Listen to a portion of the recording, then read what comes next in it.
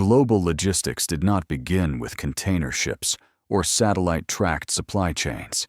It began with uncertainty distance and the human obsession with overcoming them. When I look at the history of global logistics, I do not see cranes and spreadsheets first.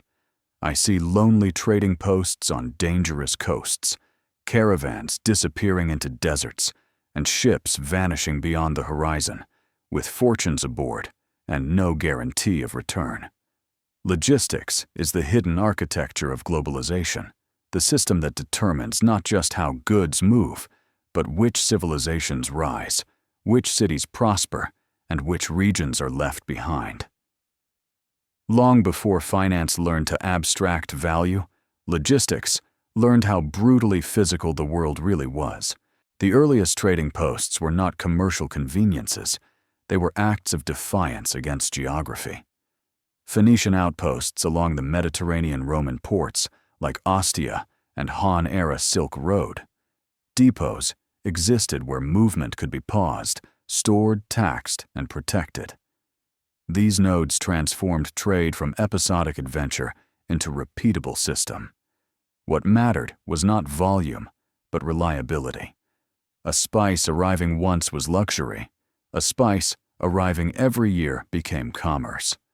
Logistics even then was about reducing uncertainty more than reducing cost, and power accrued to those who controlled choke points rather than production itself.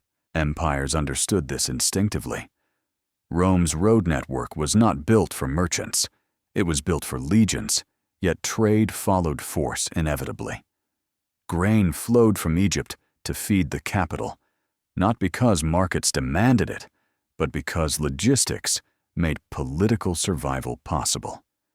Control of ports, warehouses, and routes allowed empires to extract surplus across vast distances.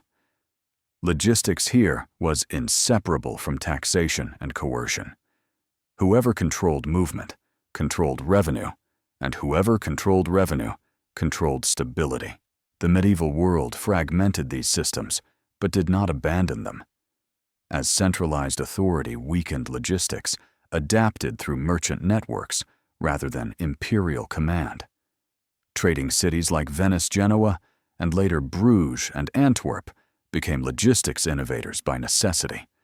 They standardized contracts, schedules insurance and storage, transforming chaotic long-distance trade into something resembling a supply chain. Warehouses became financial instruments. Bills of lading became trust mechanisms. The trading post evolved into a commercial organism, blending logistics finance and information long before those categories were formally separated. The age of exploration marked the first true globalization of logistics, and with it came unprecedented risk. European powers did not merely discover new lands, they attempted to integrate them into logistical systems spanning oceans. Fortified trading posts from Goa to Batavia to Havana were built to secure resupply storage and transshipment. These were not cities born from local demand. They were logistical implants designed to feed global flows of silver sugar spices and enslaved labor. The brutality of empire was mirrored in its logistics efficiency for the center extraction for the periphery. What fascinates me most is how logistics shaped economic thinking itself. Mercantilism was not an abstract doctrine, it was a logistical obsession.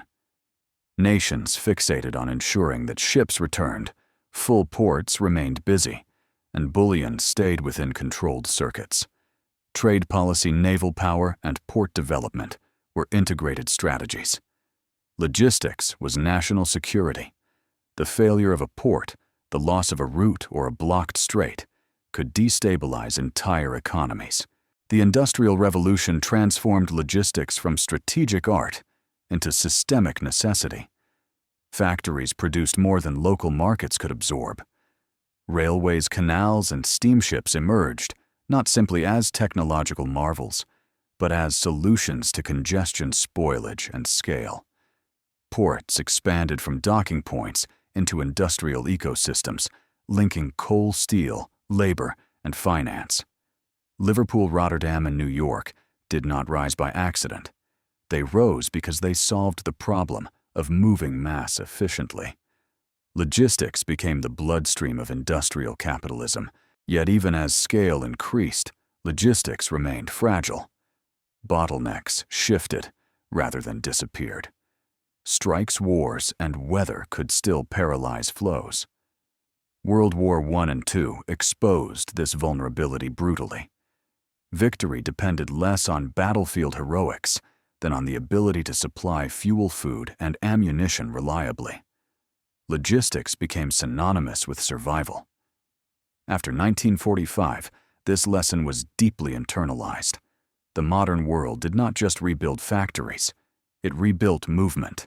The container revolution of the mid-20th century was the single greatest logistical transformation in history, though it unfolded quietly. Standardized containers collapsed time and cost-turning ports into interchangeable nodes and ships into floating warehouses.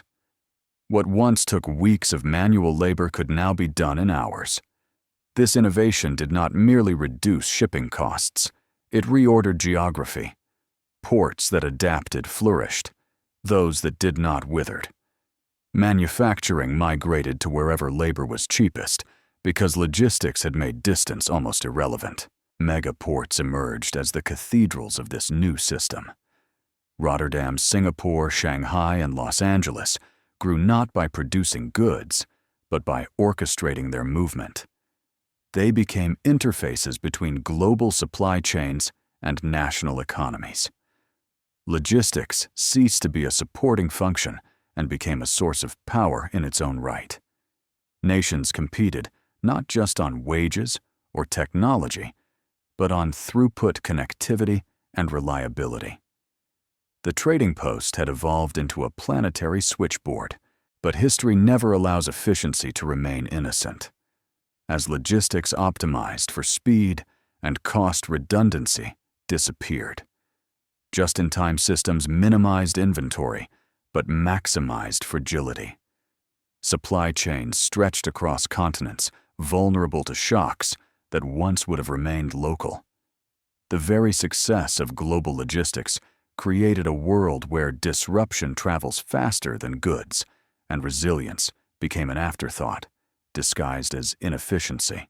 And it is at this moment when global logistics appears both triumphant and precarious that history presses its question most forcefully, because the evolution from trading posts to megaports has delivered unprecedented abundance, yet it has also bound economies together so tightly that a blockage in one canal, a shutdown in one port, or a crisis in one region can ripple across the planet, revealing that logistics is no longer just about moving goods, but about managing systemic risk and geopolitical power. As the story moves forward into that fragility, because the modern era of global logistics is defined less by distance than by dependence. When supply chains span continents, efficiency becomes a double-edged virtue. The same systems that deliver abundance at low cost also transmit shock at high speed. History shows us that logistics reaches its most consequential phase, not when it works invisibly, but when it fails publicly, forcing societies to confront how much of daily life rests on assumptions of uninterrupted flow. The late 20th and early 21st centuries exposed this tension with growing clarity. As corporations optimized for just-in-time delivery, inventories were treated as waste warehouses, as inefficiency, and slack as managerial failure. This logic made sense in a world of stable geopolitics and predictable demand. But history reminds us that stability is not a permanent condition. Wars, pandemics, labor disputes, climate events, and political blockades have always punctured logistical systems. The difference now is scale. A delay in one megaport can stall factories thousands of miles away. A shortage of one component can halt entire industries. Logistics has become systemic risk, disguised as efficiency. Geopolitics has re-entered logistics with a force unseen since the age of empire. Strategic straits, canals, and ports once again matter as choke points of power. The Suez Canal, the Strait of Malacca, and major container hubs are no longer just commercial infrastructure. They are leverage. States understand that control over logistics means influence without occupation. Sanctions, export controls, and port access restrictions have turned supply chains into instruments of policy. The trading post, once guarded by walls and cannons, has returned in modern form as data-controlled terminals and regulated corridors. At the same time, logistics has become increasingly automated and digitized. Algorithms schedule ships, trucks, and cranes. Data flows guide physical movement. This has increased speed and reduced error, but it has also introduced new vulnerabilities. Cyber disruptions can now paralyze ports as effectively as storms once did. When information systems fail, physical assets become immobile. History teaches us that every layer of optimization creates a new layer of dependence. Complexity replaces distance as the primary obstacle. Climate change adds another dimension to this historical arc. Ports were built for predictable seas, railways for stable ground, and supply chains for seasonal variation, not persistent disruption. Rising sea levels, extreme weather, and heat stress are rewriting logistical geography in real time. Insurance costs rise. Routes shift. Redundancy returns under new names. Once again, history repeats. When the environment changes, logistics must adapt or collapse. Empires that ignored this lesson, from Roman grain supply disruptions to colonial overreach, paid dearly. Yet it would be a mistake to interpret this moment as decline rather than transition. Global logistics has always evolved through crisis. The collapse of one system creates space for another. After medieval fragmentation came merchant networks. After imperial routes came industrial corridors. After manual ports came containerization. Today's pressures are already reshaping priorities. Firms diversify suppliers. States invest in domestic capacity. Resilience enters balance sheets. These moves appear inefficient only if history is ignored. In reality, they are classic responses to overextension. The deeper lesson from trading posts to megaports is that logistics mirrors how societies understand risk. When risk is underestimated, logistics becomes lean and brittle. When risk is remembered, logistics becomes redundant and robust. Neither state lasts forever. The system oscillates, pushed by shocks and pulled by cost. What endures is the centrality of movement itself. Economies do not grow because goods are produced. They grow because goods arrive where they are needed, reliably enough to be trusted. As we look forward, the future of global logistics will not be defined solely by faster ships or smarter software, but by political choices about dependency, resilience, and control. Will supply chains remain globally optimized or regionally buffered? Will megaports concentrate power further, or will logistics decentralize to reduce vulnerability?